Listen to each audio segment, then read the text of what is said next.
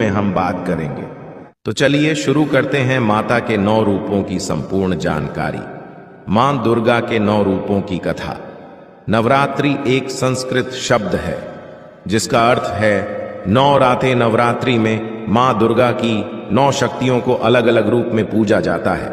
माता के प्रथम रूप को शैलपुत्री, दूसरे रूप को ब्रह्मचारिणी, तीसरे रूप को चंद्रघंटा, चौथे रूप को कूष्मांडा, 5वें रूप को स्कंदमाता, छठे रूप को कात्यायनी, 7वें रूप को कालरात्रि, 8वें रूप को महागौरी तथा 9वें रूप को सिद्धिदात्री। कहा जाता है कि जब जब पृथ्वी पर दानवों का अत्याचार बढ़ा तब तब मां दुर्गा ने अपना नया रूप धारण किया विभिन्न कामनाओं के लिए। भक्तगण नवरात्रि में मां दुर्गा के 9 स्वरूपों की आराधना और पूजन करते हैं। आइए हम बताते हैं आपको मां दुर्गा के 9 रूपों की कथा। माता रानी का पहला नाम शैलपुत्री। इसका अर्थ है पहाड़ों की पुत्री।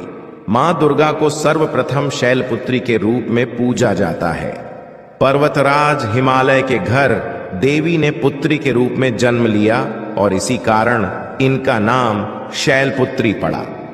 प्रकृति का प्रतीक मां शैलपुत्री जीवन के प्रत्येक क्षेत्र में सफलता का सर्वोच्च शिखर प्रदान करती हैं। शैलपुत्री के दाएं हाथ में त्रिशूल और बाएं हाथ में कमल का फूल रहता है तथा इनका वाहन वृषभ बैल है। मां के इस रूप को लाल और सफेद रंग की वस्तुएं पसंद होने के कारण इस दिन लाल और सफेद पुष्प एवं सिंदूर अर्पित करें और दूध की मिठाई का भोग लगाएं। मां शैलपुत्री का पूजन घर के सभी सदस्य के रोगों को दूर करता है एवं घर से दरिद्रता को मिटा संपन्नता को लाता है। शैलपुत्री मां की कथा। एक बार प्रजापति दक्ष ने एक बड़ा यज्ञ करवाया। उसमें उन्होंने सारे देवताओं को यज्ञ में अपना अपना भाग लेने के लिए निमंत्रित किया, परंतु शिव जी को उन्होंने निमंत्रित नहीं किया।